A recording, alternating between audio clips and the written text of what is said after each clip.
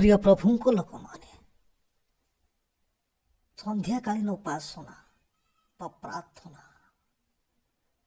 ଆମ୍ଭମାନଙ୍କ ଜୀବନରେ ଅନେକ ଆଶୀର୍ବାଦ ଆଣିଦେଇଥାଏ।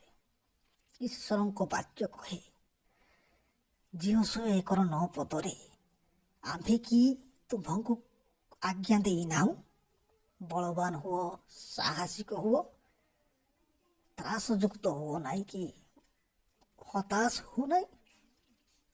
କାରଣ ତୁମ୍ଭେ ଯେଉଁଆଡ଼େ ଯିବ ସଦାପ୍ରଭୁ ପରମେଶ୍ୱର ତୁମ୍ଭର ସଙ୍ଗୀ ହେବେ। ପ୍ରିୟର ପ୍ରଭୁଙ୍କ ଲୋକମାନେ, ଆମେ ଦେଖୁଛୁ ପରମେଶ୍ୱର ଚାହାନ୍ତି ଆମ୍ଭମାନଙ୍କୁ ପ୍ରାର୍ଥନାରେ ବଳବାନ ହୋଇ ଆତ୍ମିକ ଜୀବନରେ ବଢ଼ି ବଢ଼ି ଚାଲିବା।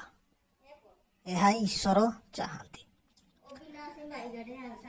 ପ୍ରାର୍ଥନା ସମୟରେ କୌଣସି ବିଷୟକୁ ଭୟଭୀତ ନ ହୋଇ, ହତାଶ ନ ହୋଇ ଈଶ୍ୱରଙ୍କୁ ଧନ୍ୟ ଦେବା ପାଇଁ ବାକ୍ୟ କହୁଛି। ଆମ ସଙ୍ଗେ ରହିବାକୁ ଚାହାନ୍ତି, ସେ ଆମର ମଙ୍ଗଳ କରିବାକୁ ଚାହାନ୍ତି, ଆମ ପରିବାରକୁ ଆଶୀର୍ବାଦ ଦେବାକୁ ଚାହାନ୍ତି। ଯଦି ଏହି ବାକ୍ୟକୁ ଆପଣମାନେ ମାନୁଛନ୍ତି, ତେବେ ପ୍ରତିଦିନ ସନ୍ଧ୍ୟା ଉପାସନା ପରିବାରରେ ହେବା ଦରକାର। ଦେଖିବେ ଚମତ୍କାର ଘଟିବ। ଆପଣଙ୍କ ପରିବାର ଈଶ୍ୱରଙ୍କ ଆଶୀର୍ବାଦରେ ହସି ଉଠିବ।